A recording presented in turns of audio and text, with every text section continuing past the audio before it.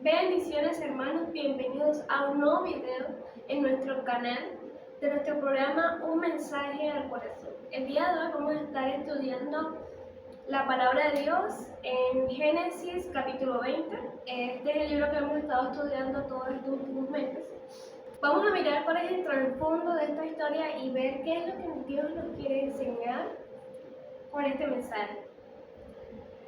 Vamos a iniciar con la lectura.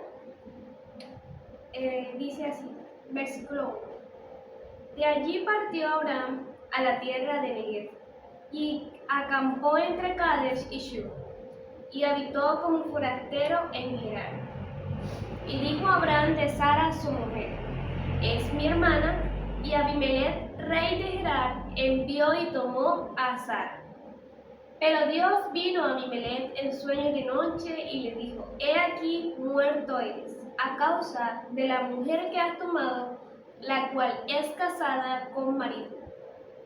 Mas Abimelech no se había llegado a ella, y dijo, Señor, ¿matarás también al inocente? ¿No me dijo él, mi hermana es, y ella también dijo, es mi hermano? Con sencillez de mi corazón y con limpieza de mis manos he hecho esto.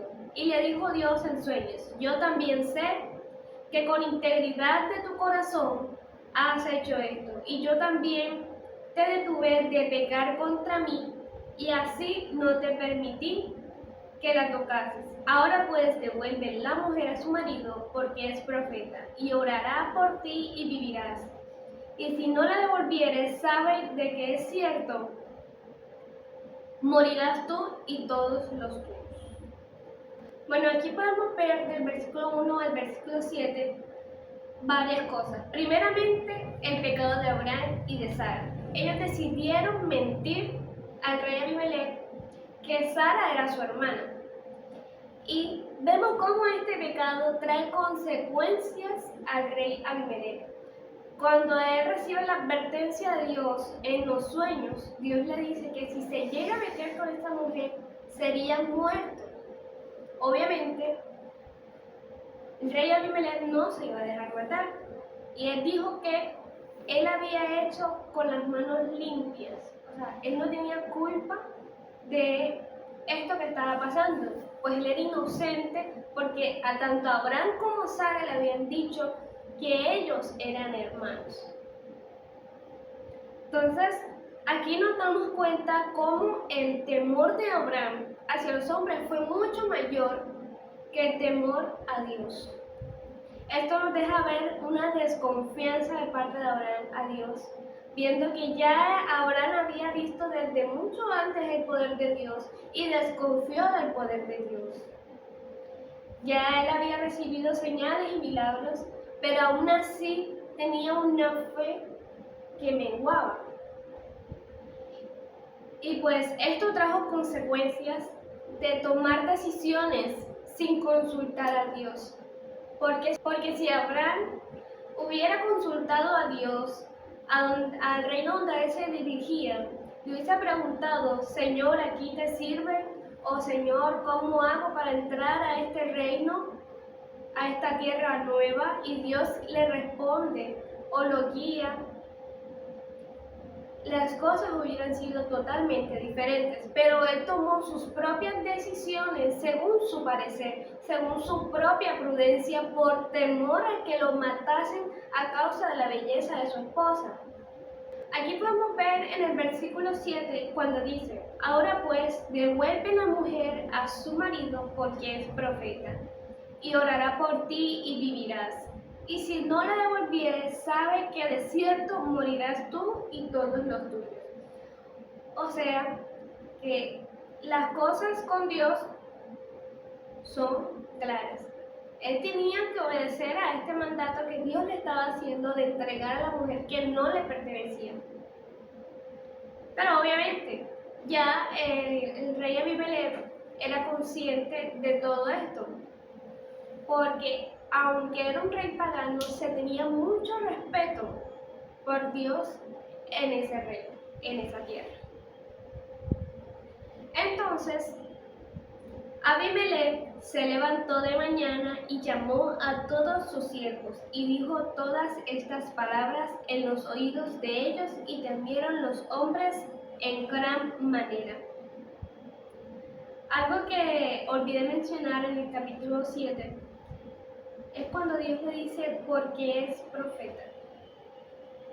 Ahí vemos la soberanía de Dios en todo su esplendor, en que a pesar de nuestros errores, a pesar de los errores de Abraham, Dios lo sigue considerando un profeta, lo sigue considerando alguien especial. Y aparte de eso, ¿cómo guarda el pacto que hay entre Abraham y Sara? ¿Y cuál es ese pacto tan importante? El matrimonio. ¿Cómo guarda el matrimonio de que llegue a sufrir un adulterio?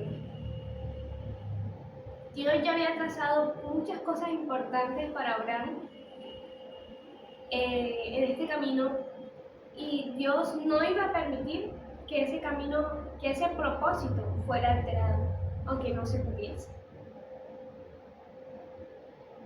Dice, versículo 9: Después llamó a Abimelech a Abraham y le dijo: ¿Qué nos has hecho?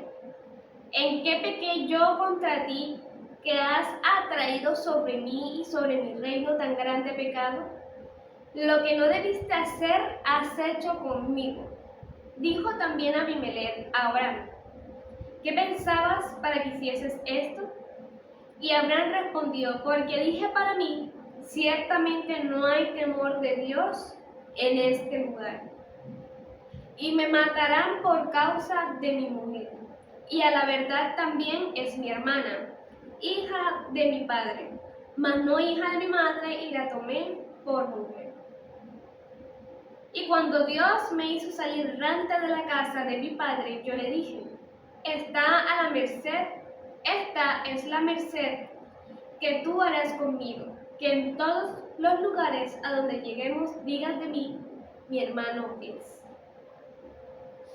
Aquí vemos un error que cometió desde un inicio Abraham, y es que desde que Dios le dijo a él que saliera de la tierra de su heredad para que se desplazase al propósito que Dios tenía trazado para él, desde un inicio ya Abraham había dispuesto en su corazón pecar. ¿Y cuál es ese pecado? Mentir y decir que Sara era su hermana, sin siquiera consultarle al Señor si era su voluntad que él hiciera. Ahora, ¿qué tanta es esa desconfianza que a veces nosotros tenemos? Y hemos visto tantas señales, tantos milagros en nuestra vida, que nos cuesta creer el poder de Dios en nuestras vidas. Que creemos que los humanos son más fuertes que Dios, y no es así. Lo que pasa es que en 1 Corintios se nos enseña que la sabiduría de Dios para los hombres es locura, y a nuestra mente es limitada.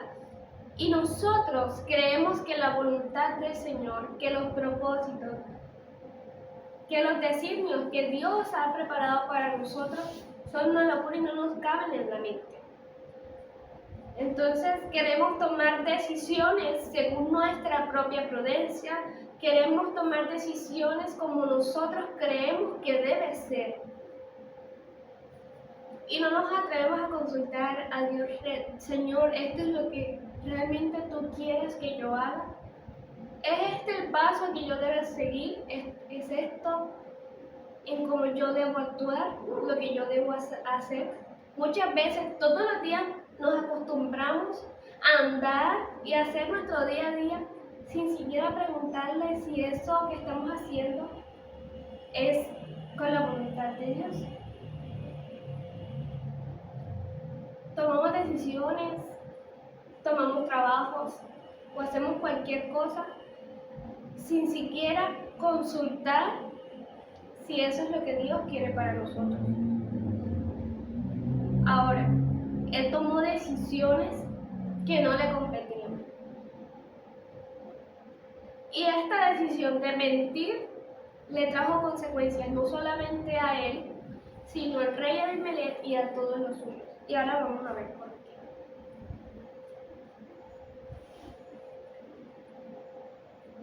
el versículo 14.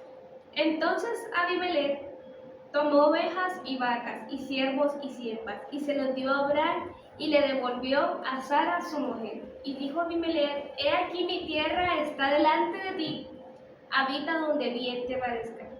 Y a Sara dijo: He aquí he dado 1000 monedas de plata a tu hermano.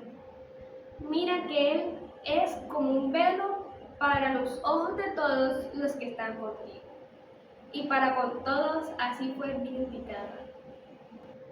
Esto que hace aquí el rey Abimelech con Sara es para restaurar la honra de ella y para demostrar ante los demás que ellos dos no habían adulterado y no habían cometido ningún pecado. Dice el versículo 17: Entonces Abraham oró a Dios, y Dios sanó a Abimelech y a su mujer y a sus siervas, y tuvieron hijos, porque Jehová había cerrado completamente toda matriz de la casa de Abimelech a causa de Sara, mujer de Abraham. Aquí podemos ver lo que les había comentado anteriormente, que el pecado de Abraham y de Sara habían afectado directamente no solamente al rey Abimelech, sino a toda su tierra. Cuando nos dice que afectó a su mujer y a sus siervas, aquí podemos ver que esa falta de integridad que hay en nosotros, esa falta de rectitud, no solamente nos afecta a nosotros, sino a todos los demás. Por eso siempre debemos mostrar una buena integridad, un buen testimonio. Y aquí también podemos ver cómo Dios restaura también a Abraham, porque le pide orar para que Dios sane a Abimelech y a toda su casa. En el versículo 17 podemos darnos cuenta cómo Dios restaura el ministerio de Abraham, que era la intercesión, dándole la oportunidad de corregir sus errores. Y esto nos deja ver que Dios nos restaura, pero también nos hace responsables y nos pide que asumamos la responsabilidad de todas las acciones que nosotros cometemos. Y no solamente las que nosotros cometemos, sino las personas que nosotros afectemos.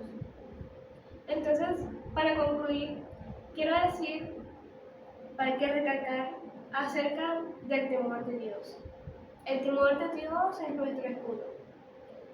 Acá en el versículo 11, Abraham se excusa atrás de su mentira, diciendo que él lo había hecho porque tenía temor o porque creyó que en esa tierra no había temor de Dios. Pero el temor de Dios debe estar en nosotros, no en los demás. Nosotros que nos identificamos como hijos de Dios, somos los que debemos tener el temor de Dios. El temor de Dios debe estar en nosotros, no en un lugar, no en una tierra. Y debemos tener en cuenta que la verdadera sabiduría que nos dice en Proverbios 3, del versículo 5 al 6, que nos habla sobre que no debemos ser sabios en nuestra propia prudencia, consiste en recordar que el temor de Dios debe estar presente en cualquier lugar, no solamente en un territorio seguro. La integridad debe ser nuestra vestidura habitual, no es opcional. Esto quiere decir que nosotros debemos mostrar rectitud en todo momento, sea que alguien nos vea o no nos vea.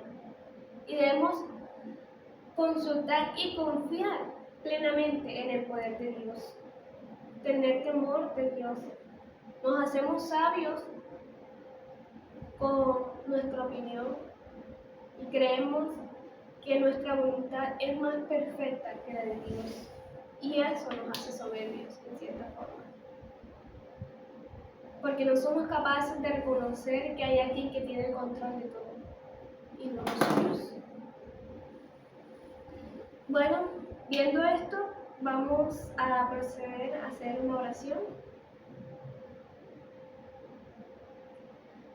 Padre, te damos gracias, Señor, por esta palabra. Te pedimos, Señor, que seas tú renovando nuestros corazones. Te pedimos, Señor, que nos ayudes, Señor, a confiar cada día más en ti. Recuérdanos, Señor, redapóyenos cuando queremos hacer cosas y tomar decisiones, Señor, que no son tu voluntad. Cuando queramos hacer nuestra propia voluntad. Te pedimos, Señor, que nos recuerdes que no es como nosotros queremos, sino como tú lo pides, Señor. Padre, ayúdanos, Señor, a que nuestros pies no se resbalen. Ayúdanos, Señor, a caminar un camino de rectitud. Guía nuestros pies, nuestros ojos, Señor, que no nos desviemos ni a la izquierda ni a la derecha. Ayúdanos con tu Espíritu Santo a ser íntegros de corazón, Padre Santo. Gracias, Señor, porque a pesar de nuestros errores, tú nos restauras, Señor. Tú has trazado un propósito en nuestras vidas, Señor. Señor, nosotros sabemos, Padre mío, Señor, que tú has iniciado una buena obra en nosotros y la perfeccionarás. Te pedimos que nos guíes, Espíritu Santo, y tome control de todo lo que hagamos. En el nombre poderoso de Jesús. Amén y amén. Bendiciones, hermanos. Este ha sido el estudio de la palabra de hoy. Nos vemos el próximo jueves con un nuevo capítulo.